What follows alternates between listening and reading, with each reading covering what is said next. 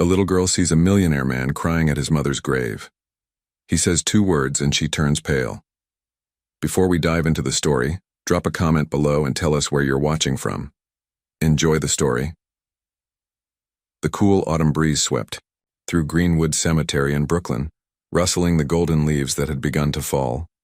The sky was a dull gray, mirroring the heavy weight in Lily's small chest as she walked along the cobblestone path. She carried a bouquet of wild flowers, carefully picked from vacant lots near the shelter where she'd spent the previous night. The stems were wrapped in a piece of newspaper, a makeshift vase that was coming undone in her nervous grip. It had been exactly 1 year since her mother had passed away. Though time had dulled the initial shock, grief and loneliness still clung to Lily like a shadow. At 7 years old, she had learned to hide her tears, to stay quiet, to make herself invisible when necessary. These skills had served her well in the shelters and temporary homes she'd drifted through since her mother's death. As she approached the familiar grave marker, Lily slowed her steps. Someone was already there, a man in an expensive suit, kneeling before her mother's headstone. His broad shoulders were slumped, his head bowed as he placed a bouquet of white lilies at the base of the stone. Lily hesitated, clutching her wildflowers tighter. Who was this stranger at her mother's grave? In the years since the funeral, she'd never seen anyone else visit. Her mother, Emily, had always said it was just the 2 of them against the world. The man didn't notice her at first. She watched as he wiped his eyes with the back of his hand, heard the soft sound of his muffled sobs. There was something so private about his grief that Lily almost turned away. But this was her mother, her special day to remember her. Gathering her courage, she stepped forward. "What are you doing at my mom's grave?" she asked, her voice small, but clear in the cemetery silence. The man startled, turning toward her with red-rimmed eyes. He was handsome in a stern way, with dark hair graying at the temples and a face that looked like it rarely smiled. For a moment he seemed confused by her presence, blinking as if she might be a ghost. "Your mom?" he finally said, his voice hoarse, with emotion. Lily nodded, pointing to the headstone. "Emily Wilson, that's my mom." The man's face paled as he stared at her, his expression shifting from confusion to disbelief. He stood slowly, towering over her small frame, his expensive coat fluttering in the breeze. "That's not possible," he whispered, more to himself than to her. Then, louder. "Emily Reynolds was my wife." Lily felt the world tilt beneath her feet. Wife? Her mother had never been married, had never mentioned a husband. It was always just the 2 of them, moving from place to place, never staying long anywhere. "You're lying," she said, taking a step back. "My mom didn't have a husband." The man looked as shaken as she felt, his gaze moving between Lily and the headstone where the name, Emily Wilson Reynolds, was etched in elegant script. A name Lily had never seen in its complete form before. "Who are you?" he asked, his voice barely above a whisper. "I'm Lily," she said, lifting her chin despite her trembling lips. "Lily Wilson. And I don't know who you are, but that's my mom." The stranger looked at her as if seeing a ghost, his face a mask of confusion and pain. "I'm David Reynolds," he said finally, "and I think we both have a lot of questions." David stood there, the crisp autumn wind brushing against his face as he looked down at Lily. She wasn't crying anymore, but her small frame still trembled slightly in the chilly air. He had spent his entire life negotiating high-stakes deals, making multi-million-dollar decisions without a second thought. Yet here he was, frozen because of a little girl who claimed to be his wife's daughter. It didn't make sense. None of it did. Emily had never mentioned having a child, never once spoken about a daughter outside their marriage. But as David stared at Lily, he couldn't ignore the overwhelming feeling that she was telling the truth. There was something in her eyes, Emily's eyes, that couldn't be fabricated. "I don't understand," he said finally, his voice softer than before. "Emily and I were married for 8 years. She never told me she had a daughter." Lily clutched her wildflowers tighter, her knuckles turning white. "And she never told me she had a husband," she replied, her voice small but defiant. They stood in painful silence, two strangers connected by a woman who had apparently kept them secret from each other. David noticed Lily's thin jacket, the worn-out shoes on her small feet, the tired circles under her eyes. She looked exhausted, as if she hadn't slept properly in days. "Where do you live, Lily?" he asked carefully. She hesitated, looking down at the ground. "Different places. I move around a lot." A cold realization settled over him. If she had no stable home, where had she been since Emily died? The thought made his stomach twist. "Who takes care of you?" he asked, trying to keep his voice neutral. Lily shrugged, the gesture heartbreakingly adult for someone so young. "I take care of myself mostly. Sometimes people help for a while." David exhaled slowly, his breath visible in the cold air. The businesslike approach to crisis that had served him throughout his career kicked in, pushing aside his shock and confusion. Whatever was happening here, he couldn't leave this child, Emily's child, alone in a cemetery with night approaching and temperatures dropping. "Have you eaten today?" he asked. Lily looked up, surprised by the question. She shook her head slightly. "There's a diner just outside the cemetery," he said, pointing toward the gates. "Emily used to like it. We could get something to eat and talk." He half expected her to refuse, to run away from this stranger claiming to be her mother's husband. Instead, after a moment's consideration, she nodded. "I'm hungry," she admitted. As they walked side by side down the winding cemetery path, David's mind raced with questions. How had Emily maintained two separate lives? Where had she told Lily she was going when she was with him? Who was Emily Wilson, and how did she differ from the Emily Reynolds he thought he knew? The diner was warm and busy, a welcome contrast to the cemetery's somber quiet. The hostess seated them in a corner booth, eyeing them curiously. The well-dressed businessman and the disheveled child made an odd pair. "Order whatever you like," David told Lily as she studied the menu with careful attention. "Can I have pancakes?" she asked, her voice tentative, as if expecting him to change his mind. "Of course." When their food arrived, David watched as Lily ate with the focused determination of someone who didn't know when her next meal would come. Each bite revealed something new about her life. The careful way she cut her pancakes into small, manageable pieces, how she sipped her water between bites to make it last. "Lily," he said gently when she had slowed down, "I need to understand what's happening here. Where have you been living since your mother died?" She set down her fork, suddenly guarded. "Different places, shelters sometimes. Last night I stayed at Good Shepherd on 4th Avenue. David felt something tighten in his chest. Anger, guilt, sorrow. He couldn't tell which.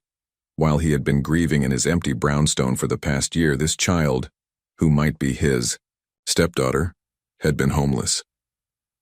"What about other family?" he asked. "Grandparents, aunts or uncles?" Lily shook her head. "Mom always said it was just us, that we only had each other." The same thing Emily had told him about her own background, another lie in what was becoming a web of deception. "Lily," David said, meeting her eyes across the table, "I don't know what's going on yet, but I promise you this. You won't be sleeping in a shelter tonight." David barely slept that night, his mind tangled with thoughts he couldn't escape. The guest bedroom down the hall, which had stood empty since Emily's death, now housed a little girl who had turned his world upside down. After dinner, he had brought Lily to his brownstone in Brooklyn Heights, the decision made impulsively, but with conviction. He couldn't let Emily's daughter, if she truly was Emily's daughter, spend another night in a shelter. But now, staring at the ceiling as dawn approached, the full weight of the situation pressed against his chest. Had his entire marriage been a lie? How had Emily maintained two separate lives? And what was he supposed to do with a child he never knew existed? The sound of tentative footsteps in the hallway pulled him from his thoughts. He rose quickly, throwing on a robe over his pajamas. When he opened his bedroom door, he found Lily standing there, looking small and uncertain in the oversized t-shirt he'd given her to sleep in. "I couldn't find the bathroom," she said quietly. "Second door on the right," David replied, pointing down the hall. She nodded and disappeared in that direction. David ran a hand through his hair, sighing deeply. He moved to the kitchen, deciding to make coffee. He needed clarity, and caffeine seemed like a reasonable first step. By the time Lily emerged again, David had eggs and toast waiting. She approached the kitchen island cautiously, climbing onto a stool with careful movements. "You made breakfast?" she asked, surprise evident in her voice. "It's not much," David admitted. "I'm not much of a cook." "Mom wasn't either," Lily said, picking up a piece of toast. "We ate a lot of cereal." The casual mention of Emily sent a jolt through David. This was his opportunity to understand more about the woman he thought he knew. "Lily," he began carefully, sitting across from her, "I need to ask you some questions about your mom, about Emily." Lily studied him for a moment before nodding. "Okay, but then I get to ask you questions too." David couldn't help but smile slightly at her negotiation tactics. "That seems fair. What do you want to know?" she asked, taking a bite of eggs. "Where did you and your mom live?" Lily shrugged. "Lots of places. We moved a lot. Mom said it was because of her work, but we never stayed anywhere more than a few months." "And what kind of work did she do?" "She restored paintings, fixed them when they got old or damaged. Sometimes she worked at museums, sometimes for private people." David's heart clenched. That part at least was true. Emily had been an art conservator at the Metropolitan Museum of Art, a fact he could verify. "Did she ever mention me?" he asked, the question that had been burning inside him all night. Lily shook her head. "No, she never said she was married. It was always just us." David took a sip of his coffee, using the moment to compose himself. "When would she disappear? Were there regular times she wasn't with you?" 3 days a week. Sometimes 4, Lily said matter-of-factly. "Tuesdays, Wednesdays, and Thursdays. She said she had to work late those days, so I stayed with Mrs. Garrett from the apartment next door." The days aligned perfectly with when Emily had told David she was working late, at the museum or volunteering at shelters. The realization hit him like a physical blow. His wife had constructed an elaborate double life with carefully crafted explanations for her absences on both sides. "My turn," Lily said, interrupting his thoughts. "How did you meet my mom?" David took a deep breath, focusing on the simple facts rather than the emotions swirling beneath them. "At the Metropolitan Museum of Art. I was there for a fundraiser and she was working late in the conservation studio. We literally bumped into each other in the hallway." "Were you really married?"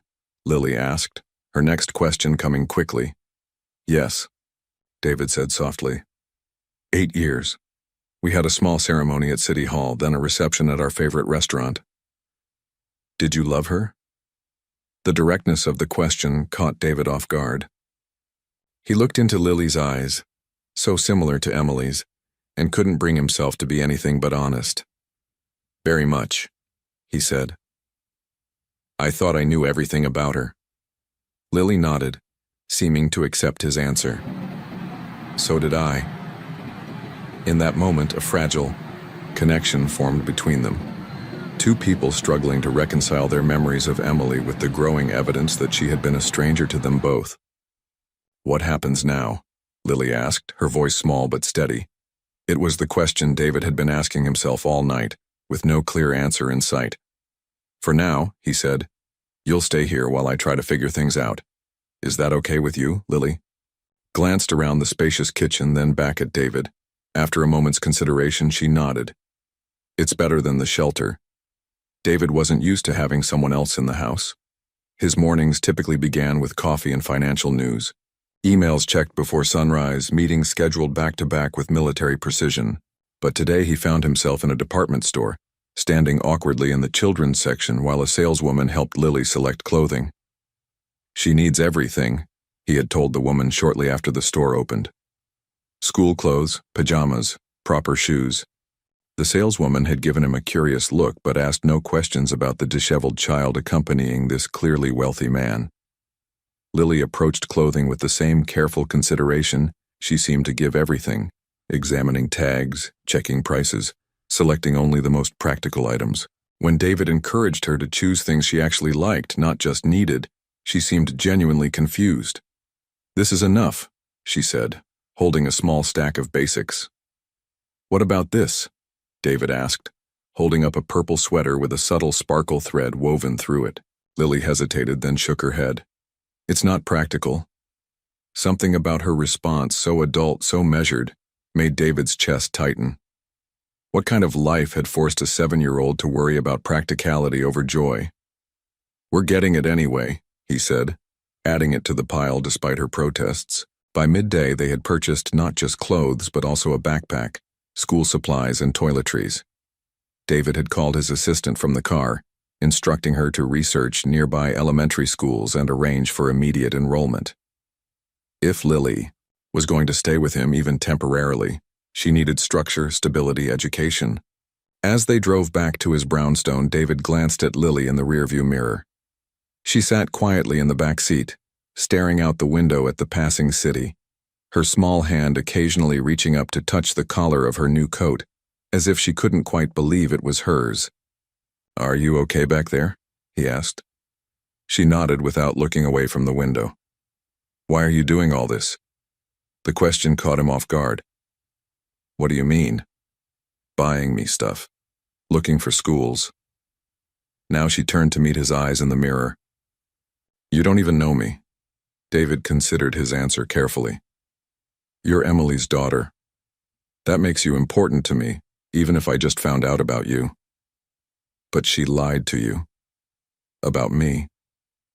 "Yes," David admitted, his grip tightening slightly on the steering wheel.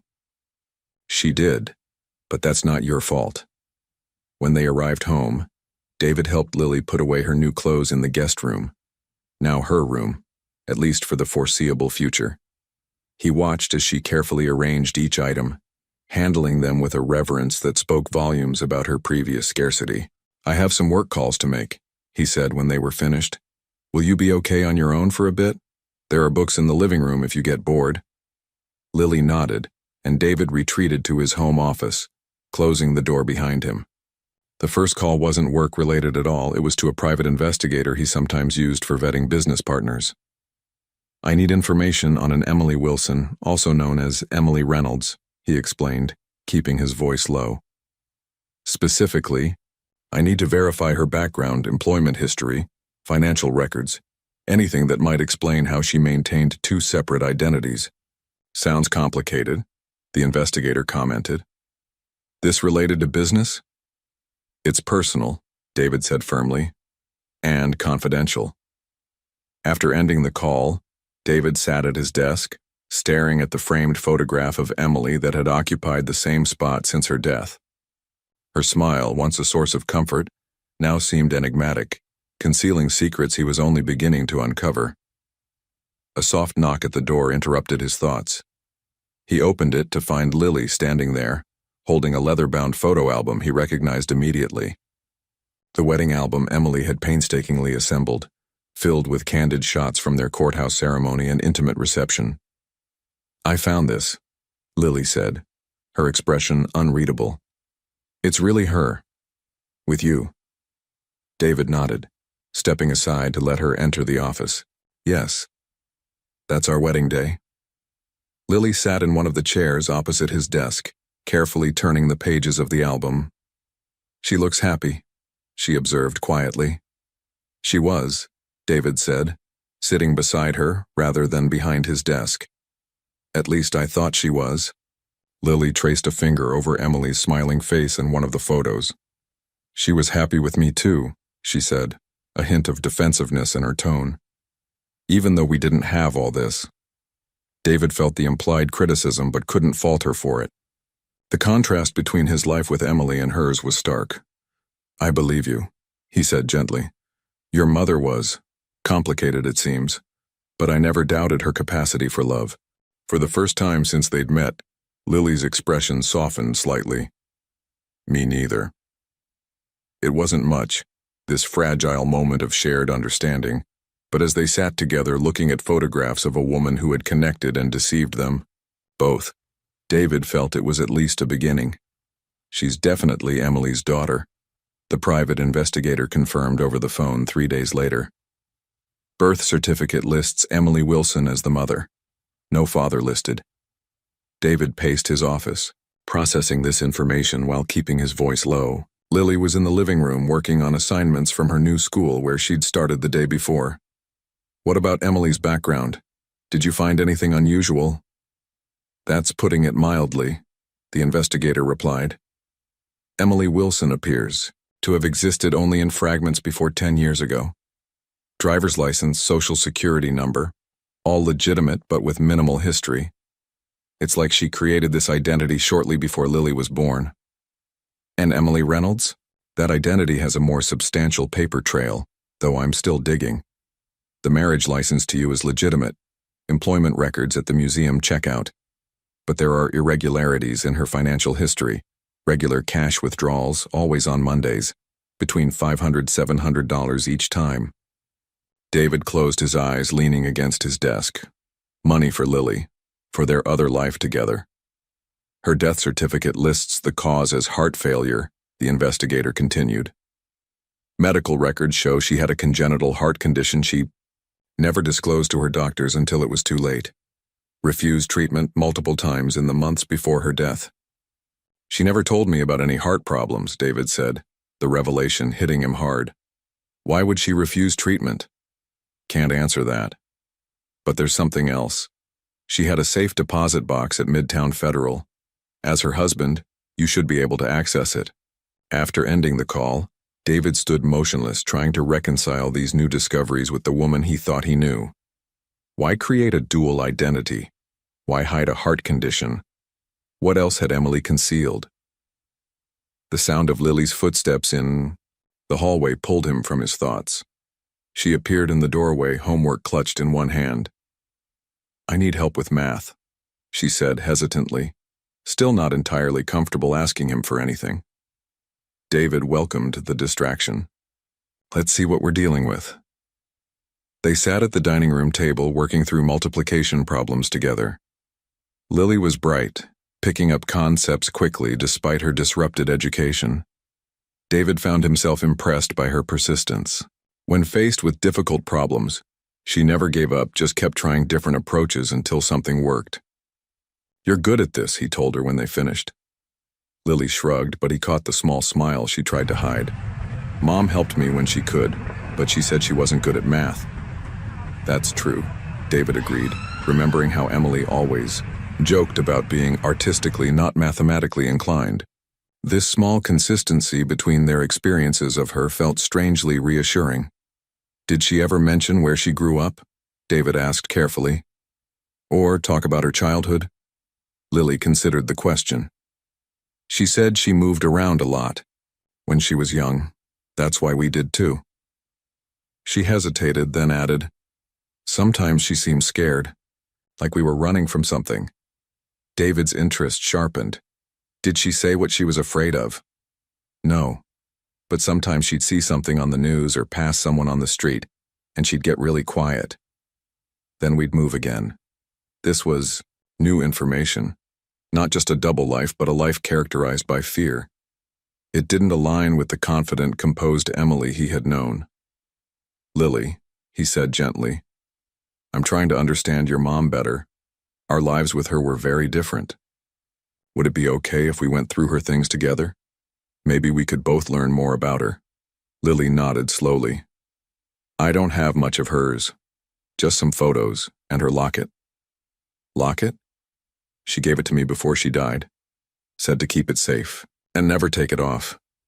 Lily pulled a thin silver chain from beneath her shirt, revealing a small heart-shaped locket. It doesn't open, though. I've tried. David leaned closer, examining the delicate piece of jewelry. He had never seen Emily wear it, but something about it seemed familiar. May I? He asked, reaching out cautiously. Lily hesitated, then lifted the chain over her head, placing the locket in his palm. David turned it over, noting a small engraving on the back. Always protect what matters most. The words sent a chill through him, reinforcing his growing suspicion that Emily's deceptions weren't capricious but calculated, perhaps even necessary. I think, he said, returning the locket to Lily. "We need to find out what your mother was protecting you from." Her eyes widened slightly. "You believe me? That she was scared?" "I do," David said, realizing he meant it. "And I think it's time we discovered why." Midtown Federal Bank was housed in an imposing stone building that made Lily crane her neck as they approached.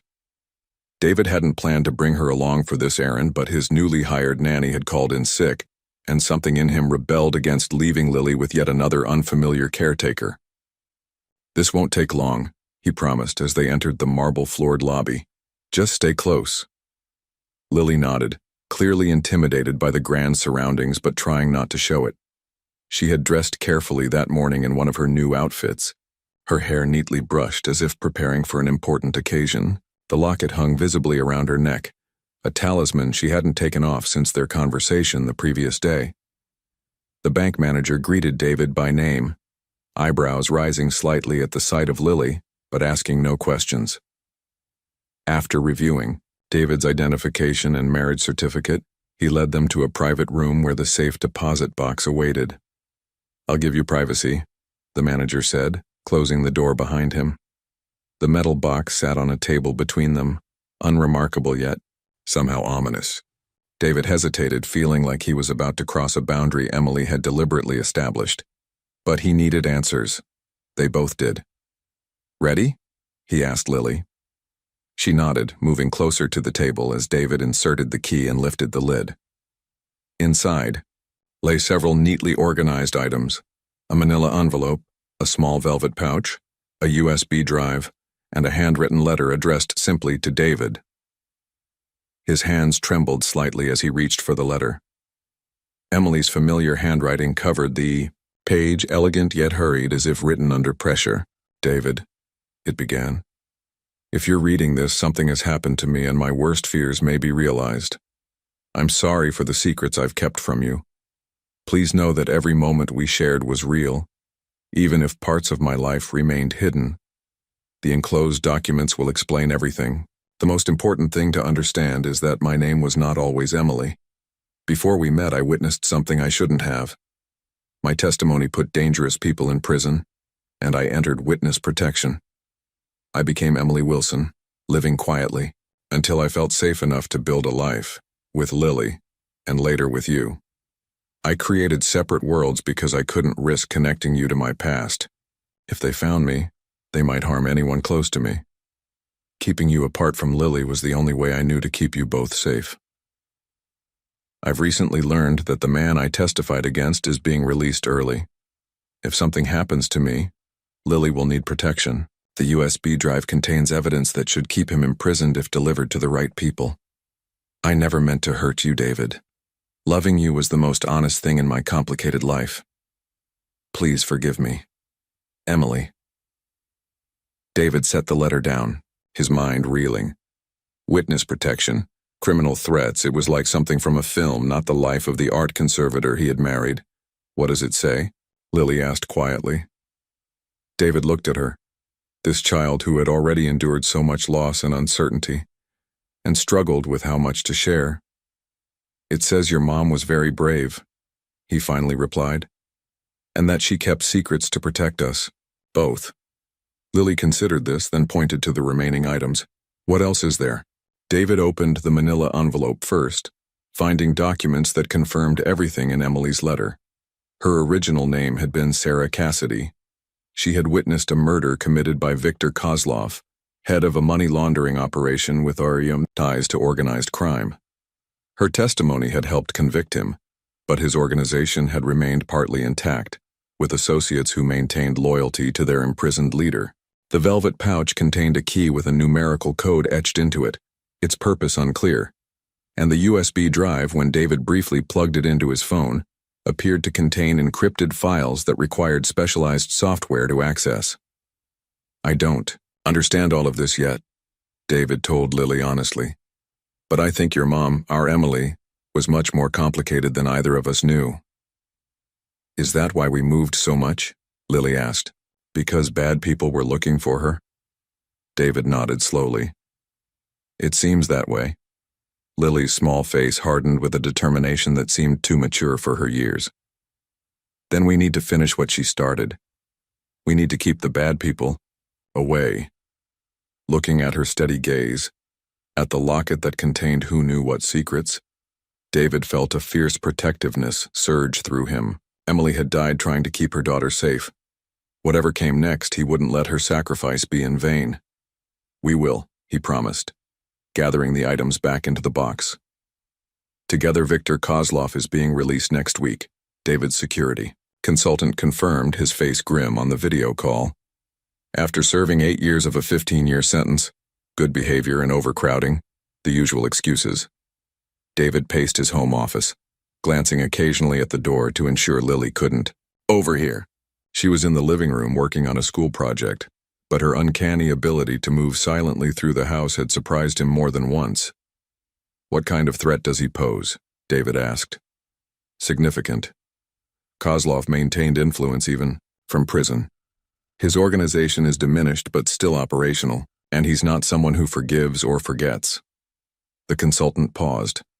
The evidence you mentioned on the USB drive could be valuable, but we need to access it first. I'm working on that, David said.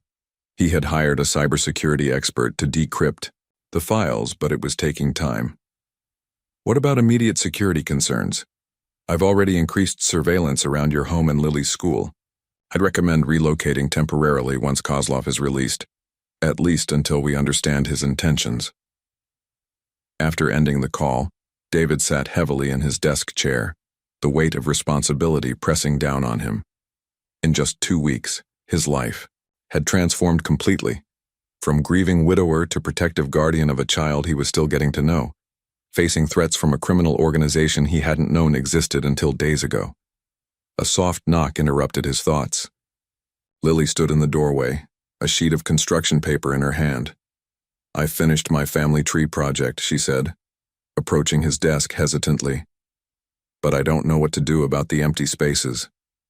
David looked at the colorful diagram. Lily had written her name at the bottom with Emily's above it, but the rest remained blank. The spaces for father, grandparents, and extended family yawned empty, a visual representation of all Emily had kept hidden. Can I help? He asked, gesturing for her to sit. Lily climbed onto the chair across from him. The teacher said everyone's tree will be different, but mine feels too empty. David studied the project, considering how to handle this delicate situation. Well, we know your mom's real name was Sarah Cassidy. We could add that. Lily nodded, carefully writing the name, alongside Emily Wilson. What about you?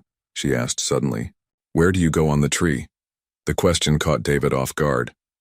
I'm not sure, he admitted. I was married to your mom, but I'm not your biological father. But you're taking care of me now, Lily pointed out with simple logic. Isn't that what fathers do? Something tightened in David's chest, a strange mixture of responsibility, affection, and lingering grief. Yes, I suppose it is. So can I put you here? She pointed to the empty space labeled Father. David hesitated, aware of the significance of what she was asking. Are you sure that's what you want? Lily nodded, her expression serious. You're the only one I have. Those 6 words, spoken so matter-of-factly, shifted something fundamental in David's perception. Until now, he had been acting out of obligation to Emily's memory, out of basics, human decency toward a child in need. But Lily's simple statement illuminated a deeper truth. They were connected now, bound by more than just Emily's deception. They needed each other. Okay, he said softly. You can put me there. As Lily carefully wrote David Reynolds in the father space, a noise from outside caught David's attention.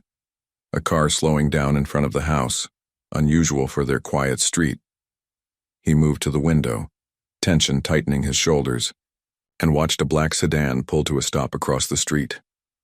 Is something wrong? Lily asked, noticing his sudden alertness. Probably nothing, David said, trying to keep his voice casual even as alarm bells rang in his mind. The car remained idling, its windows tinted too darkly to see inside. Why don't you finish your project in the kitchen? I'll make us some hot chocolate. Once Lily was safely away from the windows, David texted his security team about the suspicious vehicle. Within minutes, one of his guards replied that they were observing the car and would intervene if necessary. The sedan remained for 20 more minutes before finally driving away. But the message was clear. They were being watched. Time was running out to decipher Emily's files and understand exactly what she had been protecting. That night, after tucking Lily into bed, David made a decision. They couldn't wait any longer. They needed to leave the brownstone and move somewhere secure until Emily's evidence could be properly analyzed and delivered to the authorities. "We're going on a trip," he told Lily the next morning over breakfast. "Somewhere safe." To his surprise, she simply nodded as if she had been expecting this. "Because of the bad people?" "Yes," David admitted, seeing no point in shielding her from a danger she already intuitively understood. "But I promise you, Lily, no one is going to hurt you. Not while I'm here." She studied him for a long moment before replying, "I believe you." The safe house was a modern apartment in a secure building in Midtown, with views of the city skyline that would normally have impressed visitors. But Lily merely glanced at the panoramic windows before turning her attention to exploring the unfamiliar space. Her small backpack clutched in her hands, David watched her methodical inspection, checking doors, windows, closets, and recognized the behavior of someone accustomed to assessing new environments for safety. "It's a nice place," he said, setting down their bags. "And very secure."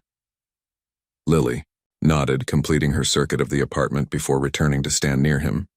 "How long will we stay here?" "I'm not sure," David answered honestly. "A few days at least.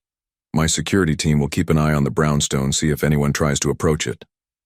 "What about school?" "I've arranged for your assignments to be sent here. We'll make it work." Lily accepted this with the same quiet resilience she brought to every disruption. At 7 years old, she had already experienced more upheaval than most adults, yet she adapted with remarkable composure. It impressed David even as it troubled him. No child should be so practiced at handling displacement. Later that evening, as Lily worked on her schoolwork at the dining table, David's phone rang. It was the cybersecurity expert he'd hired to decrypt Emily's files. "I've cracked the first layer of encryption," the woman reported. "What I'm seeing so far is concerning. Financial records, offshore accounts, transaction histories, all linked to Kozlov's organization. Emily was tracking their money," David realized. Not just tracking. She was documenting systematic money laundering through art purchases. Exactly. The kind of evidence that could extend Kozlov's sentence significantly. If she was gathering this while working at the museum, she would have had access to provenance records, buyer information. David finished, the pieces falling into place. "Can you send what you found securely?" "Not electronically. This is sensitive enough that I'd recommend an in-person exchange. I can come to you tomorrow." After ending the call, David found Lily watching him intently from the table, her homework temporarily forgotten. "That was about Mom's secret files, wasn't it?" she asked. David nodded, continuously surprised by her perceptiveness. "Yes, we're starting to understand what she was working on." "Is it dangerous?" "It could help keep us safe," David answered carefully. "Your mom was very smart. She left behind information that could protect us from the people she was worried about." Lily seemed to consider this before asking her next question. "Did you know anything about this when you were married to her?" The question cut to the heart of what David had been struggling with since discovering Emily's deception. "No," he admitted. "She kept this part of her life completely separate." "Because she was protecting you too," Lily said with conviction. "Mom always said that sometimes you have to keep secrets to keep people safe." David moved to sit across from her at the table. "Did she tell you that often?" Lily nodded. "When I asked why we didn't have friends or why we couldn't stay in one place, she said it was better if people didn't know too much about us." She paused, her small fingers tracing patterns on her notebook. "I didn't like it. I wanted to have friends, to stay in one school." "That must have been hard," David said gently. "It was." Lily looked up at him, her expression serious beyond her years. "But now I understand why she did it. She was trying to stop bad people." David reached across the table, covering her small hand with his. Your mother was very brave. And so are you. That night, after Lily had gone to bed, David stood at the window overlooking the city lights, Emily's letter from the safe deposit box in his hand. He had read it dozens of times, searching for clues, for some deeper understanding of the woman he had loved. I created separate worlds because I couldn't risk connecting you to my past. The words still stung, yet he was beginning to understand the impossible choice Emily had faced. She had witnessed something terrible, done the right thing by testifying, and spent the rest of her life looking over her shoulder. Somehow in the midst of that fear, she had found room for love, for her daughter, for him, even if she couldn't fully integrate those parts of her life. Tomorrow would bring new information, perhaps new dangers, but tonight, watching over a sleeping child who was quickly becoming the center of his world, David finally felt something like peace with Emily's decisions. She had been protecting what mattered most. Now it was his turn to do the same. Morning brought a steady rain that drummed against the windows of the safe house, casting the apartment in a gray light that matched David's mood. The cybersecurity expert was due at noon, but David's anticipation was tempered by caution. Each new revelation about Emily's secret life had brought both clarity and complication, and he expected today would be no different. Lily sat cross-legged on the living room floor, surrounded by colored pencils and paper. She had been drawing, since breakfast, intense, focused creations that David recognized as various homes she had shared with Emily. Each picture captured specific details: a cracked window, a flowering plant on a fire escape, a view of a particular street corner. It was as if she were documenting her history, preserving memories she feared might slip away. That's a lot of different places, David observed, kneeling beside her to examine the drawings. These are just the ones I remember best, Lily replied, without looking up. There were more. David studied the most recent sketch, a small apartment with a sloped ceiling and a window overlooking what appeared to be a park. Is this where you lived? At the end? Lily nodded, adding careful shading to the window. For 3 months. It was nice. Mom said maybe we could stay longer, but then she got sick. Did she tell you she was sick? David asked gently. Not at first. She tried to hide it, Lily's hand stilled over the paper. But I could tell. She got tired really fast and sometimes had trouble breathing.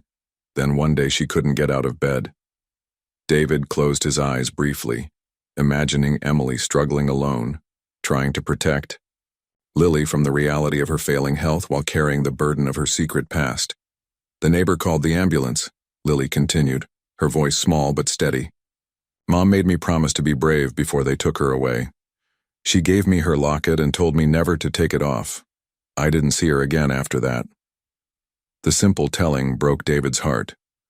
While he had been notified immediately of Emily's hospitalization and had spent her final days by her side, Lily had been left alone, waiting for a mother who would never return.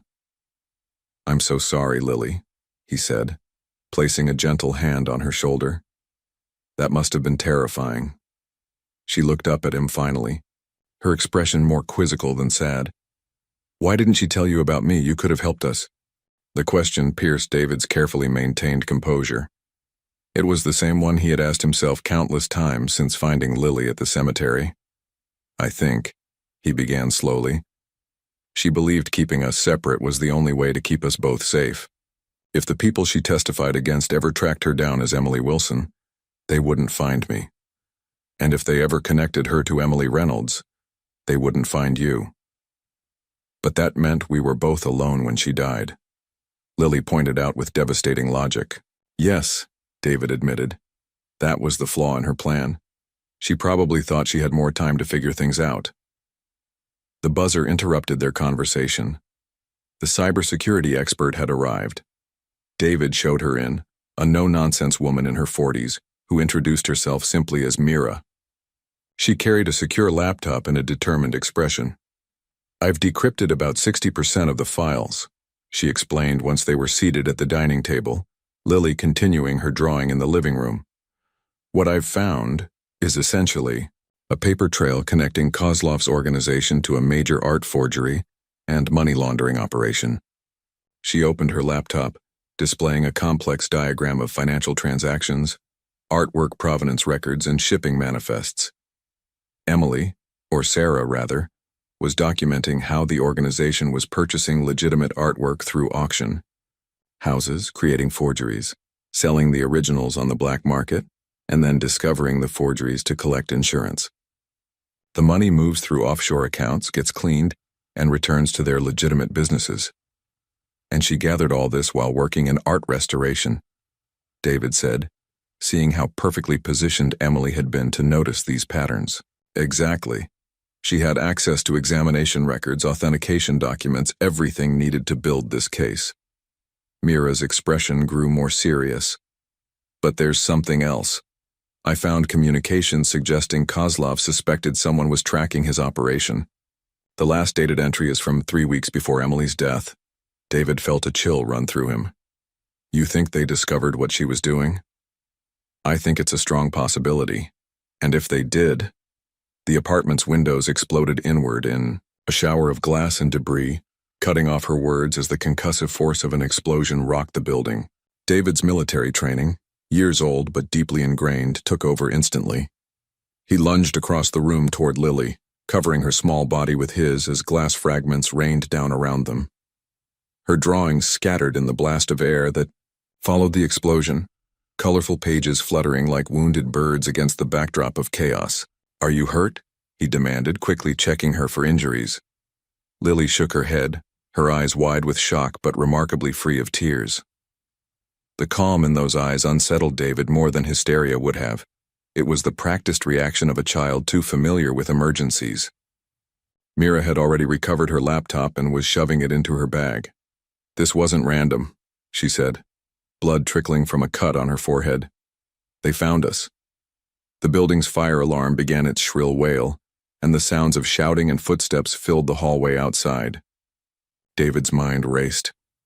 The explosion appeared to have originated from a neighboring apartment or the floor above. Not a direct attack on their unit, but close enough to serve as either a warning or a deadly mistake in targeting. We need to move, he said, helping Lily to her feet. Now. She reached immediately for her backpack, which sat by the sofa. My things. No time, David insisted, but seeing the flash of panic in her eyes, he relented. 30 seconds. Grab only what you absolutely need. While Lily quickly gathered her few precious possessions, David retrieved his own emergency bag, already packed with cash, documents, and burner phones, and checked the hallway through the peephole. Residents were evacuating, moving toward the stairwell in a chaotic stream. We'll blend with the crowd, he told Mira. Use the evacuation as cover. Get separated from us if you can. You'll be safer. Contact me through the secure channel when you're clear. She nodded, understanding the strategy. The evidence is still on the drive. I'll complete the decryption somewhere safe. David turned to Lily, who stood ready with her backpack, Emily's locket clutched tightly in her hand. Stay right beside me. If anything happens, if we get separated, you remember the code word? Paintbrush, she said immediately. Good. Don't go with anyone who doesn't know that word. He took her hand, marveling at the steadiness of her grip. Ready? She nodded once, resolve hardening her young features. They stepped into the hallway, immediately engulfed by the panicked flow of residents fleeing the building. David kept Lily close, one hand protectively on her shoulder as they moved with the crowd toward the stairs. Mira fell back, allowing herself to be separated as planned. The stairwell was congested with people, the descent slow and tense. David scanned constantly for threats, for anyone paying too much attention to them rather than focusing on escape. 3 floors down, he spotted a man moving against the flow, pushing upward with determined purpose, hand concealed inside his jacket. Change of plan, David whispered to Lily, guiding her to exit the stairwell at the next floor.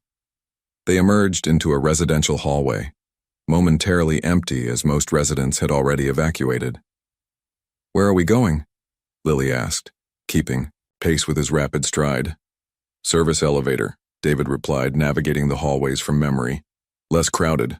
They rounded a corner and found the service area, its elevator miraculously operational despite the emergency. David pressed the call button repeatedly, acutely aware of their vulnerability in this isolated corridor. "Someone's coming," Lily warned, her sharp hearing detecting footsteps before David did. The elevator arrived with a soft ding, doors sliding open to reveal an empty car. David ushered Lily inside, pressing the button for the basement garage just as the unmistakable sound of running footsteps grew louder. As the doors began to close, a hand thrust through the gap, a man's hand wearing a distinctive ring with a red stone. David reacted instantly, striking the hand hard enough to force its withdrawal. The doors completed their closure, and the elevator began its descent. "Who was that?" Lily asked, her voice steady despite the danger. "I don't know," David admitted. "But the ring he was wearing? I've seen it before. In photos from Emily's USB drive. It's connected to Kozlov's organization." The elevator reached the garage level, doors opening onto the dimly lit parking area. David led Lily quickly between rows of vehicles, listening for pursuit. "I don't have a car here," he told her. "We'll need to improvise." "Like hot wiring?" Lily asked, surprising him. "Mom knew how to do that. She showed me once when we were in a hurry." David looked down at her with newfound amazement. "Your mother was full of surprises." "She said it was only for emergencies," Lily added seriously. "This definitely qualifies," David said, scanning the garage for a suitable vehicle. "Let's find a ride out of here." The stolen sedan rumbled beneath them as David navigated the rain-slicked streets of Manhattan, putting distance between themselves and the apartment building. Police sirens wailed in the distance, emergency vehicles converging on the explosion site they'd left behind. In the passenger seat, Lily sat quietly, her backpack clutched to her chest like armor. "Are you okay?" David asked, glancing at her. Between careful checks of the rearview mirror, she nodded. "Where are we going?" It was the practical question of a child who had spent her life adapting to sudden changes. No tears, no panic, just the need to orient herself to their new reality. "Somewhere." "They won't look for us," David replied. "I have a cabin upstate. It's not in my name. Emily and I bought it through a shell company for weekend getaways." The irony wasn't lost on him. Emily had created a hidden retreat for their life together, even as she maintained another hidden life with Lily. Her compartmentalization had been absolute, painful as that was to acknowledge. "Will your friend be okay? The computer lady?" Lily asked as they crossed the George Washington Bridge, leaving the city behind. "Mira can take care of herself," David assured her, though his own concern lingered. "She knows how to disappear." They drove in silence for several miles, rain drumming steadily on the roof. David's mind raced with calculations. How Kozlov's people had found them, what resources he had left to protect Lily, whom he could still trust. "Why did Mom never tell you about her heart problem?" Lily asked suddenly, her question cutting through his strategic planning. David's hands tightened on the steering wheel. "I don't know. I've been asking myself the same thing." "She took medicine sometimes," Lily continued. "Pills she kept hidden. When I asked about them, she said they were just vitamins. Another deception, another piece of Emily that had been hidden from him." "Did she see doctors?" Lily shook her head. "She didn't like doctors. Said they asked too many questions." She paused, fidgeting with the strap of her backpack. "The last few months she was really tired, had trouble climbing stairs, but she said it was just stress." David swallowed hard, imagining Emily struggling silently, aware her condition was worsening but unwilling to seek proper treatment. Perhaps she had feared medical records would somehow expose her dual identities, or perhaps the witness protection restrictions had complicated her access to specialized care. Whatever the reason, she had chosen secrecy over treatment, with fatal consequences.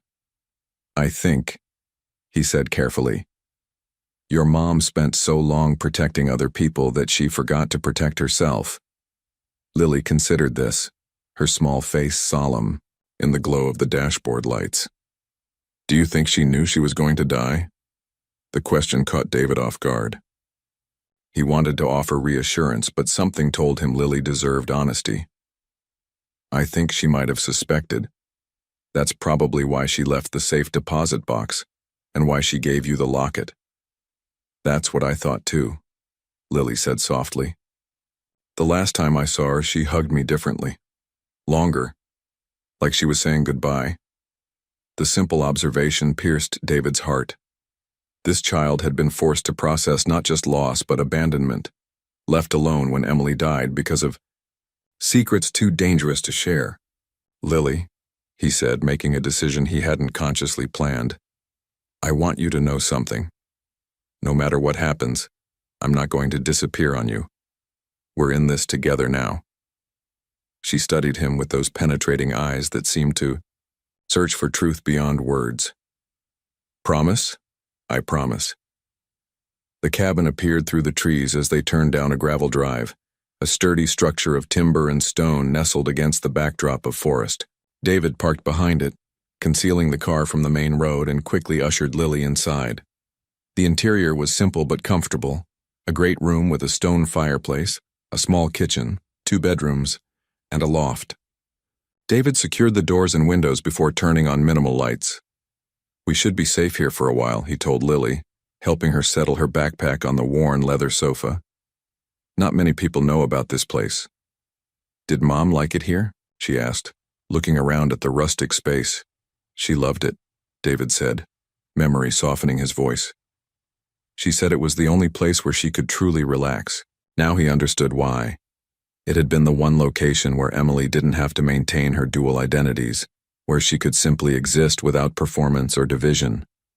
In retrospect, those weekend retreats had probably been her only moments of genuine peace. I think I would have liked it too, Lily said simply, running her hand along the back of the sofa. If we had all been here together. 3 days at the cabin passed in an uneasy rhythm. David maintained constant vigilance, checking and rechecking security while reaching out through secure channels to his remaining trusted contacts.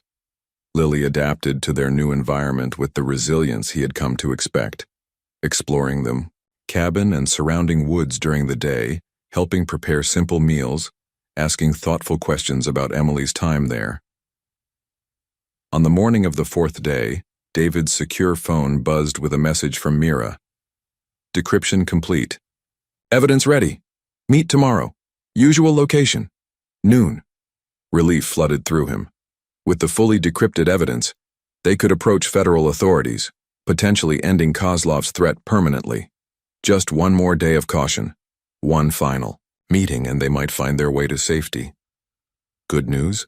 Lily asked, observing his expression from where she sat sketching by the fireplace. I think so, David replied. My friend has finished analyzing your mom's files. We'll meet her tomorrow, then take everything to people who can help us. Lily nodded, returning to her drawing, a detailed rendering of the cabin, exact in its proportions and features. Her artistic talent was remarkable, another connection to Emily that sometimes made David's chest ache with recognition. That evening, as golden light filtered through the pine trees surrounding the cabin, David found Lily sitting on the porch steps, Emily's locket cradled in her palms. I've been trying to figure out how to open it, she said as he settled beside her.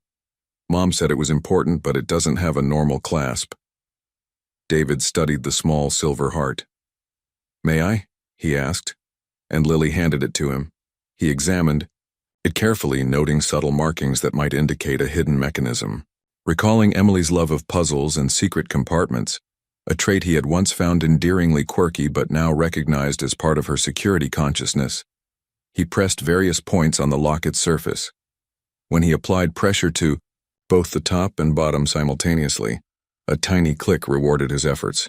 The locket's face slid sideways rather than opening conventionally, revealing not a photograph but a small storage compartment containing a micro SD card. Another secret, David murmured, carefully removing the tiny card. What's on it? Lily asked, eyes wide. I'm not sure, but I think your mom left us one final message. Later, with Lily finally asleep in the cabin's loft bedroom, David inserted the micro SD card into his laptop. It contained a single video file, dated 2 weeks before Emily's death. His hand trembled slightly as he pressed play. Emily's face appeared on screen, pale and drawn, but determined. "David, Lily," she began, her voice steady despite the visible strain in her features. "If you're watching this together, then my worst fear and greatest hope have both come true. You've found each other." The familiar sound of her voice after a year of silence brought an unexpected flood of emotions. David paused the video, gathering his composure before continuing into whatever final truths Emily had left for them to discover. David pressed play, and Emily's voice filled the quiet cabin once more. "There's so much I need to explain," she continued, her image flickering slightly on the small screen. "First, to you, David, I'm sorry. The woman you married was real, even if her name and history weren't. Everything between us was true. I never intended to fall in love with you to bring you into this complicated life, but I couldn't help myself." She paused, a familiar gesture of tucking hair behind her ear that made David's heart constrict. "Lily, my brave girl, I'm sorry too. For all the moves, the secrets, the explanations that never quite made sense. You deserved stability, friends, a normal childhood. I hope you'll understand someday that everything I did was to keep you safe." Emily shifted in her seat, visibly gathering strength to continue. "The evidence I've collected proves Kozlov's organization continued operating while he was in prison. With him being released, they'll become even more dangerous. The full evidence is in the files I've hidden, but this card contains something equally important. Leverage. Names of officials who've been compromised. Locations of assets even the federal authorities don't know about. A insurance policy, if you will." She leaned closer to the camera, her expression intensifying. "David, there's a federal agent named Catherine Reeves with the U.S. Marshals Service. She was my handler when I entered witness protection. She's the only one I ever trusted completely. Take the evidence to her, no one else. Her contact information is embedded in the metadata of this video." Emily's composure briefly faltered, emotion breaking through. "And now the hardest part. I've known about my heart condition for years. The doctor said it was congenital, that I would need surgery eventually. But surgery meant medical records, questions I couldn't answer, exposure I couldn't risk, while Kozlov's people were still searching. I made a choice to delay treatment to protect our safety." She touched her own chest lightly just above her heart. "I can feel it getting worse. If you're watching this, I likely didn't make it to Kozlov's release date, but I've prepared as best I could. The evidence, this message, the contingencies, they're my legacy to you both." Emily wiped away a tear, straightening her shoulders with visible effort. "David, if Lily is with you now, it means you've become her protector. I know in my heart you'll care for her as I would. And Lily, trust David. He's a good man, the best I've known." She smiled then, a genuine smile despite the sadness in her eyes.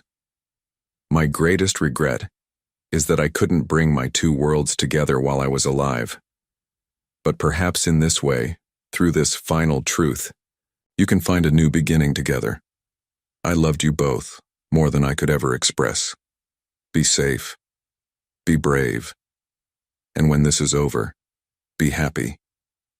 The screen went dark, Emily's face disappearing as abruptly as she had from their lives. David sat motionless, tears streaming down his face, the final pieces of Emily's puzzle falling into place. A small sound made him turn.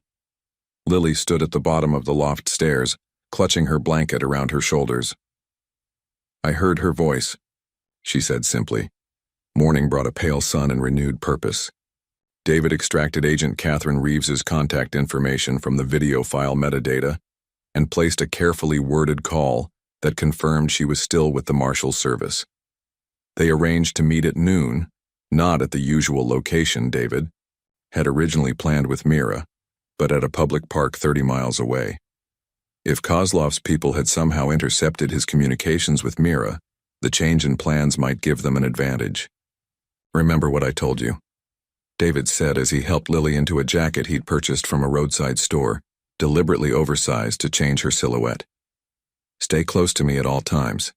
If anything happens, use the code word," Lily finished. "Only go with someone who knows its paintbrush." He nodded, securing a baseball cap over her dark hair. And if we get separated and you can't find me or Agent Reeves, use this." He handed her a small emergency phone, pre-programmed with a single number. "It will connect you directly to my security team."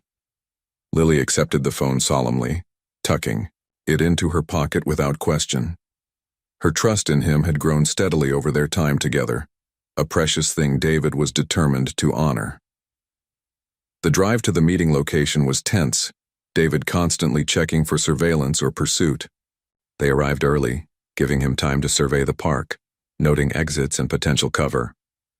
Lily stayed by his side, her eyes scanning their surroundings with the same tactical awareness, a child taught by circumstance to always be vigilant. At precisely noon, a woman in a gray suit approached their bench. She was in her 50s with silver-streaked hair and the alert posture of someone accustomed to authority. "Mr. Reynolds," she said without preamble, her gaze shifting to Lily with a flash of recognition. "And you must be Lily." "Agent Reeves," David acknowledged. "Emily, Sarah, said you were the only one we could trust." Catherine Reeves's professional demeanor softened slightly. "Sarah Cassidy was one of the bravest witnesses I ever worked with. Her testimony put Kozlov away when no one else would speak against him." She knelt to Lily's level. "You look just like her."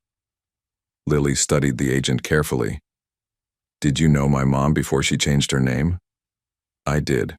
I helped her become Emily Wilson and start her new life." Reeves straightened, addressing David again. "You said you have evidence?" David removed a sealed envelope from his jacket. "Everything Emily collected about Kozlov's continuing operations. Names, dates, financial transactions. Enough to send him back to prison for decades." As Agent Reeves reached for the envelope, David noticed a black SUV pulling up to the park entrance, its windows tinted, its approach too deliberate to be coincidental. "We may have company," he warned, nodding toward the vehicle. Reeves followed his gaze, her posture shifting subtly too. "Readiness. Give me the evidence and take Lily to the restrooms at the far end of the park. There's a service entrance behind them. I have agents stationed nearby. We'll cover your exit." David hesitated. Years of trust issues warring with Emily's explicit faith in this woman. "Paintbrush," Agent Reeves said quietly, her eyes steady on his. The code word, which he had never shared with her, made the decision clear. Emily had trusted her completely enough to share their emergency protocols. "Go," he told Lily, guiding her toward the path as two men emerged from the SUV. "We're going to be okay." For the first time since they'd met, Lily reached for his hand, without prompting, her small fingers interlacing with his as they walked briskly away, trusting Emily's final plan to lead them to safety. 6 months later, the brownstone in Brooklyn Heights felt truly like home for the first time since Emily's death. The formal living room had been transformed with colorful throw pillows and a child-sized art desk by the window. Framed drawings hung alongside fine art on the walls, Lily's work proudly displayed as Emily would have wanted. David stood in the doorway, watching as Lily arranged flowers on the coffee table, white lilies, Emily's favorite. Today marked 18 months since her passing, their second cemetery visit together. "Ready?" he asked softly. Lily nodded, carefully adjusting the final bloom. "Do you think she'd like these?" "She'd love them," David assured her. The drive to Greenwood Cemetery was peaceful, so different from their first meeting in this place. Kozlov was back in prison, his organization dismantled by the evidence Emily had painstakingly gathered. Catherine Reeves had kept her promise, protecting them through the investigation and legal proceedings, ensuring their safety as the case concluded. They walked together along the familiar path, Lily's hand comfortably in David's, their steps in natural rhythm. The headstone had been changed, now reading Emily Wilson Reynolds with the addition of Sarah Cassidy in smaller letters beneath, acknowledging all parts of the remarkable woman who had connected them. Lily placed the lilies gently at the base of the stone while David stood quietly beside her. After a moment, she reached into her pocket and withdrew the silver locket, now empty of its secret but no less precious. "I think Mom would be happy now," she said, running her thumb over the engraved heart. "We're not in danger anymore. We're together." David knelt beside her, adjusting his tie, the same one he'd worn to court last month when the adoption was finalized. I think you're right. They stayed a while longer, sharing memories of Emily that had become easier to discuss with time. The pain had softened, making room for understanding and even forgiveness for the impossible choices she had made. As they walked back toward the cemetery gates, the autumn leaves crunching beneath their feet, Lily looked up at David with Emily's eyes in a face that was increasingly showing her own unique spirit. "Thank you for finding me," she said simply. David smiled, his heart full. "No, Lily. Thank you for finding me." Together, father and daughter by choice rather than blood, they stepped from the place of memories into the promise of their shared future, the most valuable legacy Emily had left behind.